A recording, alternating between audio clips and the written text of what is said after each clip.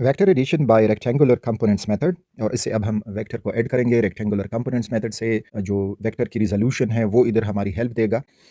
दो वेक्टर हैं जो सेम ओरिजिन से ओरिजिनेट कर रहे हैं। एक हो गया हमारा वेक्टर ए और दूसरा वेक्टर बी। वेक्टर ए ये थीटा बना रहा है विद द एक्स एक्सिस, और इसको हम लिख देंगे थीटा 1। और जो वेक्टर बी है वो ये थीटा बना रहा है विद द एक्स एक्सिस, और इसको हम लिख देंगे वेक्टर थीटा 2। अब इन दोनों वेक्टर को हेड टू टेड रूल में ऐड करते हैं तो हमारे पास एक नया फिगर बनेगा कुछ इस फॉर्म में। वेक्टर ए गया, उसके बाद वेक्टर बी का टेल, और ऊपर जाके उसका हेड उसी डायरेक्शन में और उसी मैग्नीट्यूड के साथ, और फिर ए का शुरू वाले वेक्टर का टेल और आखिर वाले वेक्टर के हेड, तो इधर से पॉइंट करेगा हमारा रिजल्टेंट वेक्टर, और इसको हम लिख देते हैं R. This is the resultant vector. अब जाके थीटा की जो है, तो ए वेक्टर थीटा बना रहा है तो ये हुआ उसका थीटा 1, और बी वेक्टर जो थीटा बना रहा है तो उसको हम यूं कर देंगे कि यहाँ से हमने ये डॉट्स बनाए और इधर हम बी का थीटा 2 लिख देंगे। दे हुआ हमारा बी का थीटा 2। अब हम वेक्टर ए और वेक्टर बी के जो कंपोनेंट्स हैं उनको रिजॉल्व करते हैं। तो वो रिजोल्यूशन के लिए जो वेक्टर ए का हेड है इससे डायरेक्टली नीचे आ जाएं इस फॉर्म में, और ये जो एक्स एक्सिस से ये टच कर रहा है तो ये हमारा हो जाएगा from the origin towards this. ये हुआ ए का एक्स कंपोनेंट, तो ये हम लिख देंगे ए एक्स। और ये जो कंपोनेंट बन रहा है दिस वन, ये हो जाएगा वेक्टर ए का वाई कंपोनेंट, तो ये हो जाएगा उसका वाई कंपोनेंट। इसी तरह से वेक्टर बी के लिए हम कर रहे हैं।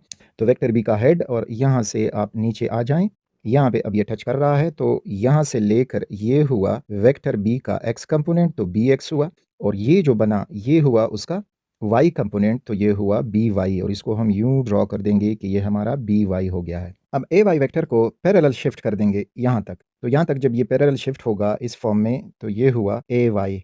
और इसी तरह से जो हमारे पास बी एक्स है उसको भी पैरेलल शिफ्ट कर दो तो वो नीचे आ जाएगा यहाँ तक, ये हुआ हमारा बी एक्स। तो इस तरह से हमने हासिल किया एक 90 एंगल पे रिजॉल्व होके अब ये वेक्टर टच कर रहे हैं। अब इसके बाद हमने रिजोल्यूशन करनी है रिजल्टेंट वेक्टर की, क्योंकि सारा जो हमारा ऑब्जेक्टिव है वो है रिजल्टेंट वेक्टर को फाइंड करना। तो उसके लिए अब हम रिजोल्यूशन करेंगे। तो रिजल्टेंट वेक्टर को रिजॉल्व करने के लिए अब रिजल्टेंट वेक्टर का जो एक्स कंपोनेंट है तो वो ये, यानी मैं बना दूंगा इस फॉर्म में, यहाँ से यहाँ तक ये रिजल्टेंट वेक्टर का हुआ आर एक्स।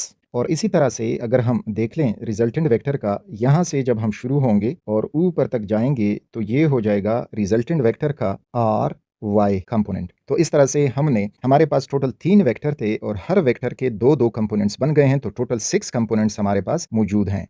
अब रिजल्टेंट वेक्टर के मैग्नीट्यूड को फाइंड करने के लिए हमारे पास फार्मूला होता है कि resultant vector R will be equal to resultant vector का जो एक्स कंपोनेंट है आर एक्स उसका स्क्वायर, ये हो जाएगा आर एक्स स्क्वायर, प्लस उसका जो वाई कंपोनेंट है तो उसका स्क्वायर, तो हो जाएगा R y square whole under root. तो ये फार्मूला अब हम लगाएंगे। तो इसमें first of all R x को रिजॉल्व करके उसको डिराइव करेंगे, फिर आर वाई को डिराइव करेंगे, और फिर जाके दोनों की वैल्यू इस फार्मूला में लगाएंगे तो हमें रिजल्टेंट वेक्टर का मैग्नीट्यूड मिल जाएगा। रिजल्टेंट का जो एक्स कंपोनेंट है आर एक्स, आप उसको देख लोगे तो वो ए एक्स प्लस बी एक्स से मिल के बना है, तो हो जाएगा ए एक्स प्लस बी एक्स। ये हुआ उसके आर एक्स कंपोनेंट की वैल्यू ए एक्स प्लस बी एक्स। फिर वेक्टर रिजोल्यूशन में हमने पढ़ा कि अगर हम रिजोल्यूशन जब हम कर रहे थे तो उसमें एक्स कंपोनेंट के लिए हमने लिखा था कि a x is equal to a cos theta, और बी एक्स हो जाएगा बी कॉस थीटा। ये वैल्यू यहाँ से उठा के हम इधर लगा देंगे। रिजल्टेंट वेक्टर आर एक्स हो जाएगा, ए की वैल्यू है A cos theta plus B की वैल्यू है बी कॉस थीटा।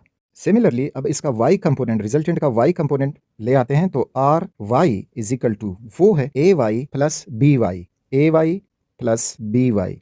अच्छा, अब अगेन इसमें वही पुट करेंगे कि जब हम y कंपोनेंट फाइंड करेंगे तो y कंपोनेंट के लिए ये होगा कि A Y is equal to into A sine theta और B Y is equal to B sine theta. ये दोनों वैल्यूज इधर लगाते हैं, तो इधर लगाने से ये हो जाएगा R y is equal to A sine theta plus B sine theta. अब हमने आर एक्स की वैल्यू, आर वाई की वैल्यू यहाँ से उठा के यहाँ फाइनल इक्वेशन में लगानी होगी। ऊपर वाला फार्मूला हम नीचे ले आए और इसमें अब हम वैल्यू पुट करते हैं। तो यहाँ से हम शुरू करेंगे कि resultant vector R is equal to R X, तो आर एक्स जो है वो है A cos theta plus B cos theta, और ऊपर स्क्वायर है ये नहीं भूलना, whole square, plus R Y की वैल्यू दिस वन, तो ये हो जाएगा A sine theta plus B sine theta, और अगेन स्क्वायर है तो स्क्वायर नहीं बोलना और इसके बाद आपने अंडर रूट भी नहीं बोलना। ये है relation for finding rectangular component से रिजल्टेंट वेक्टर का मैग्नीट्यूड। रेक्टेंगुलर कंपोनेंट्स यानी हमने वेक्टर को अपने रेक्टेंगुलर कंपोनेंट्स में रिजॉल्व किया और उन्हीं रेक्टेंगुलर कंपोनेंट्स को फिर फार्मूला में पुट करके रिजल्टेंट वेक्टर का मैग्नीट्यूड फाइंड किया। अब इसके बाद ये रिजल्टेंट वेक्टर का डायरेक्शन फाइंड करेंगे, तो डायरेक्शन यानी रिजल्टेंट वेक्टर का डायरेक्शन उसका थीटा हमें देगा और हमारा रिजल्टेंट वेक्टर इस पे ये था कि उसका थीटा ये बन रहा है, this is the whole theta for the resultant vector. तो उसके लिए हमारे पास जो फार्मूला है वो हमने याद रखना होगा, that is theta equal to tangent inverse into उसका जो y कंपोनेंट है डिवाइडेड बाय x कंपोनेंट, तो वो हमारा हो जाएगा ry डिवाइडेड बाय rx। तो ये हो जाएगा उसके डायरेक्शन को फाइंड करने के लिए फार्मूला।